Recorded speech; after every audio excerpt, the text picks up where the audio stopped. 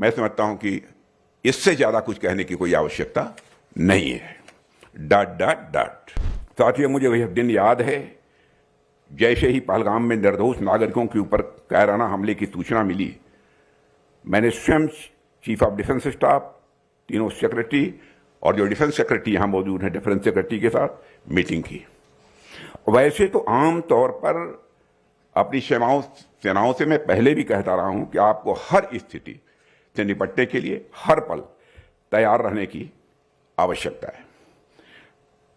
लेकिन उस दिन जब मैंने उनसे पूछा, डिफेंस सेक्रेटरी यहां पर मौजूद हैं, उस दिन मैंने पूछा कि ऑपरेशन करना है, उसके लिए तैयार हैं। मैं बधाई देना चाहता हूं अपने तीनों सर्विसेज के चीफ्स को, पूरे जो अफसर्स मौजूद थे, कि हम पूरी तरह से तैयार हैं।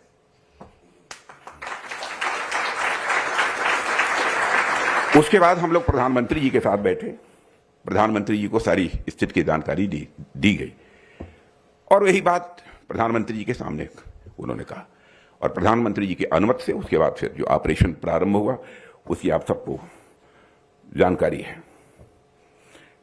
और जब मैंने पूछा कि पूरी तरह से तैयार हैं, तो इस प्रश्न का भी उत्तर यही मिला मुझे कि हम पूरी तरह से तैयार हैं।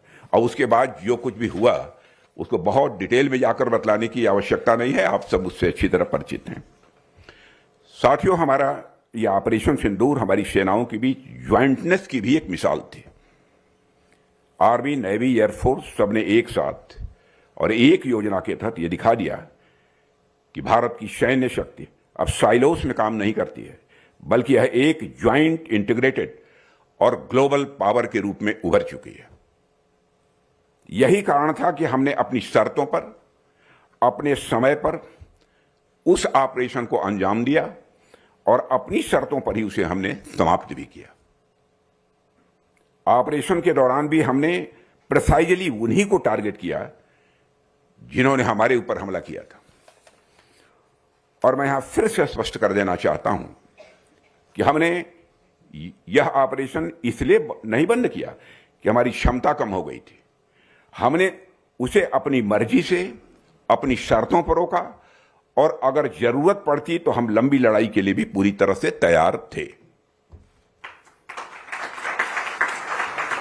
और हमारी सर्ज कैपेसिटी, यानी अचानक जरूरत के समय क्षमता विस्तार करने की ताकत भी हमारे पास मौजूद थी ही नहीं, बल्कि अभी भी है और पहले से और अधिक दुरुस्त है।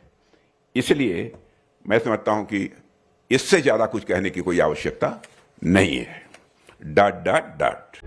प्रभातखबर.com, विश्वास वही, रफ्तार नहीं।